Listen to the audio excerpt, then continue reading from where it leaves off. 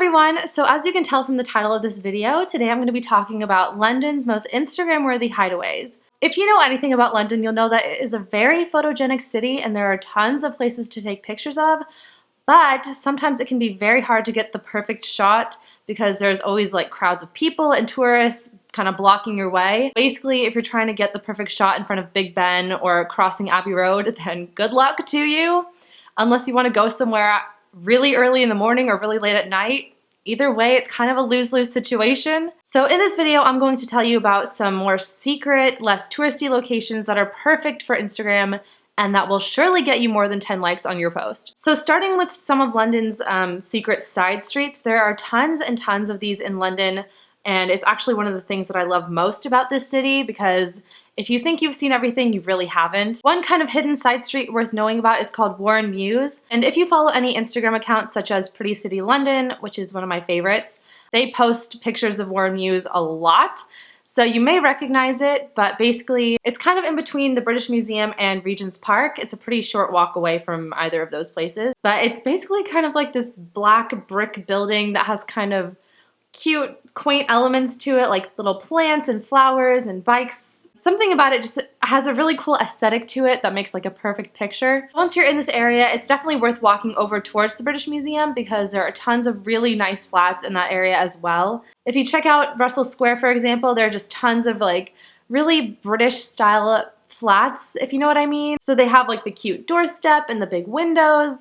I don't know, just something about it just screams like British to me. So if you happen to be at the British Museum, Covent Garden is actually a very short walk away. And in order to avoid the tourists in this area, definitely go to Neal's yard. If you're going to go, it's probably a good idea to put it on Google Maps first because when I first went, it kind of took me a while to figure out where it was because it's so hidden. But once you find it, it's totally worth it because it's basically like this alleyway that leads to a little courtyard, a very small courtyard that is just full of these super bright, colorful buildings that also have like shops and restaurants as well, but it's a really cool place to kind of hang out. Once you do take your picture, be sure to up the saturation because it makes it look even cooler. Right across from Neal's yard is another kind of alleyway slash walkway called Cucumber Alley.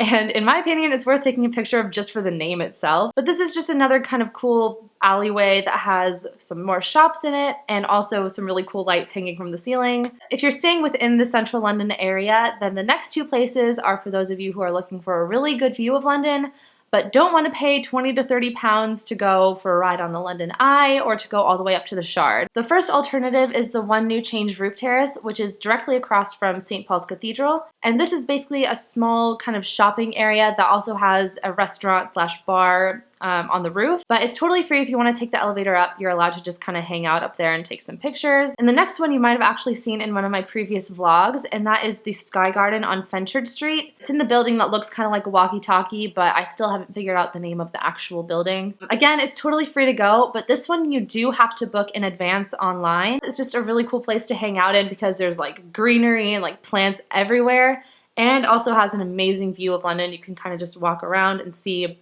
pretty much everything. So if you're in the Camden area, Primrose Hill and Hampstead Heath are two of my favorite places that also offer really nice views of London. However, in order to get to the views, it does involve a bit of climbing, so if you're into getting a little bit of exercise on a nice day, then this is perfect. Primrose Hill is actually like a 5-minute walk away from the Camden Market, and Hampstead Heath is just a little bit further out, but not too far. And both of these places also have kind of quaint little towns that you can walk around in and have really cute shops that you can take pictures of.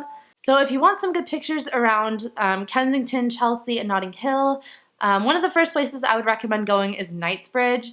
And again, I know this is a very touristy area. However, there are some kind of hidden places that people don't really think of going. One of my favorite places to take pictures is actually right across the street from Harrods. There's a really nice kind of row of flats, and one in particular has like a bright pink door, and the address is written in cursive, and it has just like pink detailing everywhere, and it just kind of stands out amongst the other houses. So speaking of colorful flats, if you are looking to take pictures of kind of the row of colorful flats, like you've probably seen tons and tons of pictures of, you might think to go directly to Notting Hill because that's where a lot of them are. But if you want to kind of avoid that area, especially when the market is up and running, try checking out Bywater Street right near Sloane Square. This is basically a dead-end street that has like a whole row of just brightly colored flats and you won't have the crowds of people passing by or getting in your way. If you are hanging around the Notting Hill area, then the last and possibly my favorite like Instagram-worthy place in London that I recently discovered is called Codrington Mews. This place pretty much just screams hipster, and as you can see,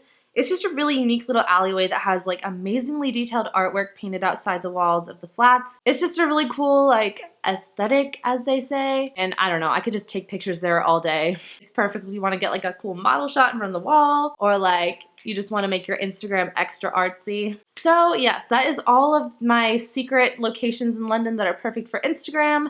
I know for a fact that there are plenty more, but this is just getting started. So let me know if you check any of these places out, and let me know down below what your favorite secret Instagram-worthy place in London is. Be sure to like this video, of course, and subscribe, and I'll see you in my next video. Bye!